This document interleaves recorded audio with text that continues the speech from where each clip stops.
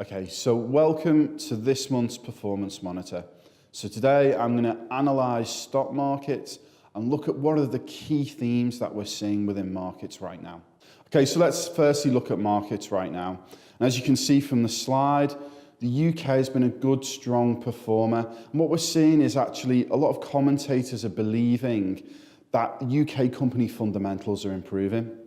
If we look at bonds, the more traditional areas of the bond market have actually been struggling a little bit.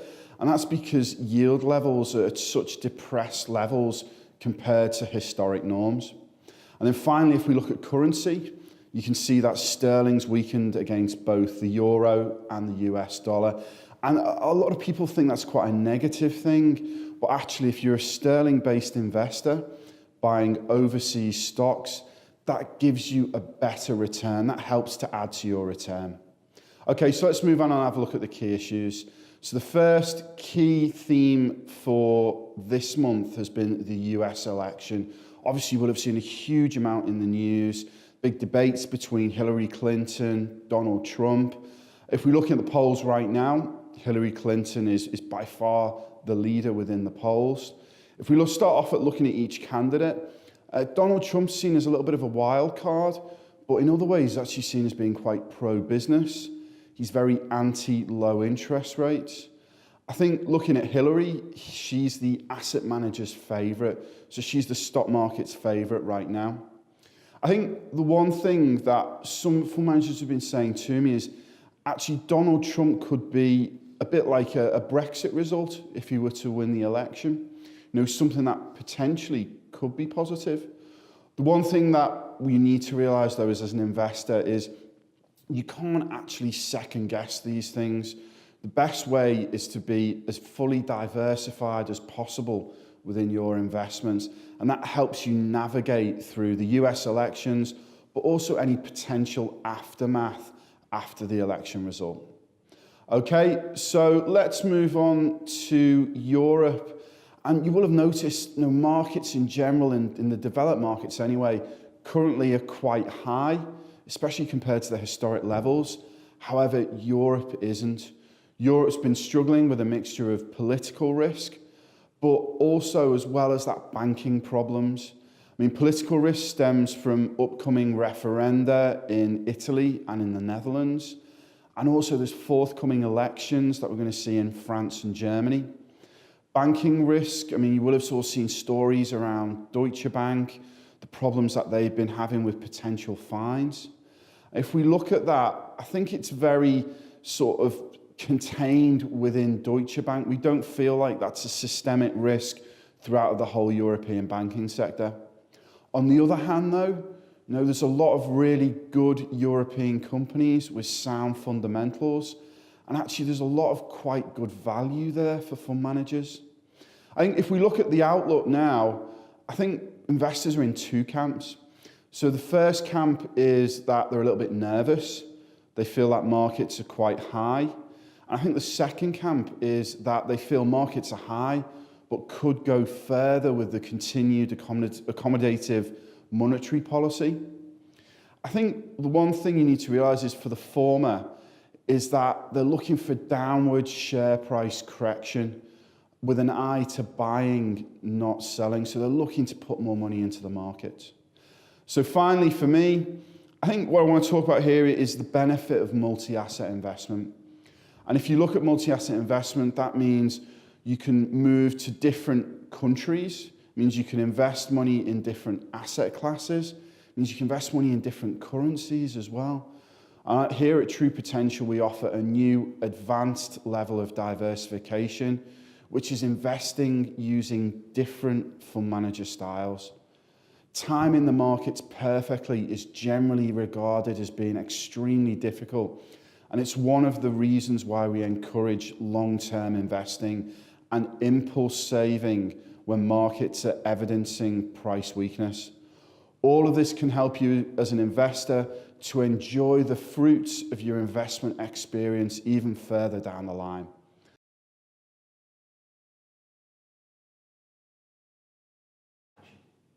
Okay, so now I'm going to talk about what is our flagship investment product, the True Potential Portfolios. We now have over £1.2 billion within the portfolios since we launched in October 2015. So the first thing that I'd like to do is to thank you all for your ongoing support. It really does mean a lot to us here at True Potential. Okay, so let's have a look at the performance. And the first thing to say is we're very happy with the performance over the month. As you can see, we've received positive returns from all portfolios with the exception of the defensive portfolio. And that's because bond share prices have come back a little bit over the month. However, it should be noted that if you buy a bond with a positive yield to redemption and hold that bond to maturity and get paid at par value, you do not lose any money if prices move down during your holding period. Also, if we look a little bit more in depth at the performance figures since launch, you can see that investors have been rewarded for taking extra risk during what has been quite an uncertain period. And now virtually all the portfolios are offering double-digit returns over the year. Okay, I think as well as that, when we talk about returns, it's quite important to not just look purely at the return itself, but also to the outcome. And what I mean by that is to look at the risk levels. So how did we actually get that return? And that's something that we look at very heavily here at True Potential, and also something that our fund managers look at very much as well. What we aim to offer is a good risk-adjusted return. And what I mean by that is aiming to maximize the return, but within a specific risk band. We will not take more risk than we feel is necessary, and certainly not sufficient enough to move an investor outside of their chosen risk category, which is something that we continually monitor. Okay, so let's move on to the key themes. So every month we sit down with our fund managers and we ascertain exactly what their views are, what their outlook is, and we can bring all of this information together. And we've got two key themes this time which I'm going to discuss. First is around emerging markets, and our fund managers have seen a lot of positivity around both emerging market equities and emerging market bonds. I think the key question for investors at the moment is what will happen if we see a US interest rate rise? And we're seeing sort of mixed views on that. Some people are quite nervous that there's a lot of emerging market debt that is denominated in dollars. And what you could see is that become more expensive for the emerging market countries to service. However, on the other side, you're seeing a lot of people who believe that emerging market countries now very much have they feel a lot more in order. And actually, what you're seeing is a greater intra-Asian trade relationship. Okay, the other key theme that I want to discuss as well is just around the bond market. And obviously, you've seen yields at incredibly low levels. What we're seeing with our fund managers, though, is that they're positioning very much short duration, so less sensitivity to potential interest rate rises, or they're looking to hold cash or cash equivalents instead of actually holding more fixed interest. So let's have a look at the changes that we've made within the portfolios, and we've made changes to two of the portfolios. First is balanced and the second is growth. So let's start off with balanced. And we needed to make a change here to help to optimize on risk for the portfolio. So what have we done? We've reduced down the position in the True Potential Close Brothers Balance Fund. We've also reduced down the position in the True Potential Allianz Balance Fund. And we've put a little bit more money into the True Potential Schroder Balance Fund. Looking at growth, what have we done here? We've reduced our position in the True Potential Allianz Growth Fund, and we've placed the proceeds into the True Potential SCI Growth Fund. So let's have a quick look at the rationale now.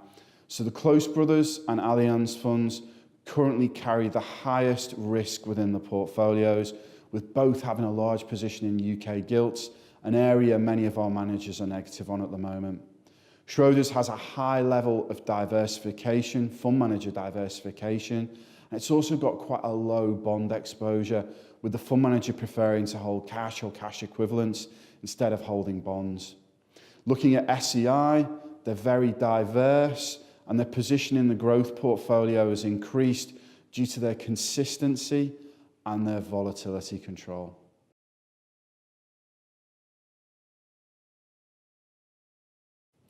Okay, so today we're going to discuss our True Potential Wealth Strategy and Strategy Fund range. But before I do that, I'd just like to let you know that we've launched our True Potential UBS fund range. I'm actually going to comment on that a little bit later on. Okay, so let's turn now to the outlook and also a little bit of commentary from our fund managers. I'm going to start off with SEI. So SEI have enjoyed a really good, strong month for returns. The holding in global managed volatility has served them very well this year, and that's held within the defensive fund and also within the cautious fund. The lower volatility equity strategy, it helps to protect on the downside. Looking at the factors that SEI employ, they've been very much concentrating on value. That's been the area that they've been looking at. And actually, that's where they believe they'll deliver the best long-term returns. If we look at manager changes, you can see that SEI haven't made any changes this month. They're happy with their current positioning. Okay, so let's move on to Close Brothers. So starting off by looking at the sectors, Close Brothers have been increasing their weighting to healthcare, but they're also very cognizant around what's happening within the US elections. They're nervous that if Hillary Clinton gets into office, she starts looking at healthcare reform, then that could cause problems for this sector. So they've actually been looking at the medical device area. I think as well as that, they've been quite positive on emerging markets. They've increased their weightings to this area, and they believe that valuations in the developed markets aren't looking as attractive as within the emerging areas. Okay, so let's move on to Threadneedle. So Threadneedle have been shifting their portfolios more towards a defensive positioning, and they see greater opportunities in domestic companies and the kind of names such as Marks and Spencer's, Royal Sun Alliance and Pearson. They still don't hold any mining stocks. They don't see value in that area. They're very cautious on China, and they see base metals and commodity prices potentially being a little bit negative. Healthcare is their preferred sector, and they've got key holdings in Glaxo and AstraZeneca, and they continue to perform well for them. Okay, next let's move on to UBS. So they see opportunities within emerging markets as well. That's very much a key theme that we're seeing from our fund managers, and that's in both bonds and in equities. And they're also positive on Europe as well, where they view that there's a recovery that could potentially happen, and it's based on domestic demand rather than being export-led. They're seeing increased correlation between asset classes, with markets relaxing post-Brexit following the sharp dip in the immediate aftermath of the vote and a swift recovery following stability measures introduced by the Bank of England. So next, we've got Schroders. So Schroders are very cautious at the moment, and those of you that have been looking at their asset allocation will have seen that. They're very heavy in cash at the moment, but that's at the expense of the bond market.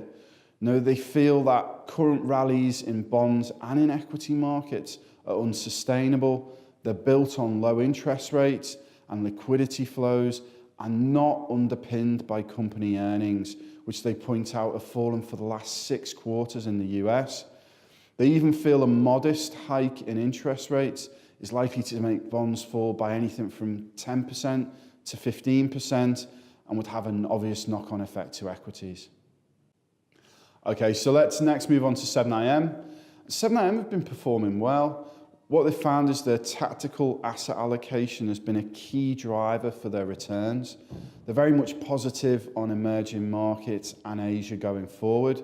They don't expect China's economy to be disruptive, and trading within Asia has been healthy, which markets are currently discounting. 7IM are very much underweight the UK, and they feel that there's a lot of economic risk there, a lot of political risk as well, and they're a bit nervous around earnings within the UK. In general, 7IM are de-risking their portfolios and are looking at alternative ways for diversification. Okay, so let's move on to Goldman Sachs. I'm going to start off with the Goldman Sachs Dynamic Fund. So Goldman Sachs have been making quite a few changes to the Dynamic Fund. So they've been reducing US equities from what was quite a large overweight position to a maximum underweight. Japanese equities have also been reduced slightly, and gilts and cash have become a sizable position within the portfolios. And this reflects Goldman's quite cautious outlook on markets.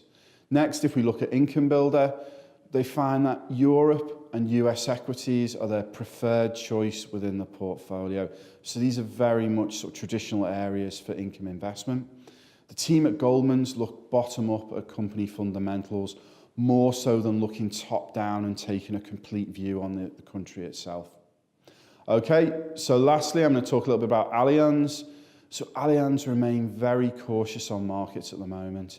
They're forecasting a meaningful increase in volatility generally and are currently negative on all asset classes except for cash. Leverage has been reduced and the fund is now largely ungeared. Use of this facility is likely to remain muted in advance of the expected rate hike in the US later this year. Okay, that's everything from me. Thank you very much for listening today.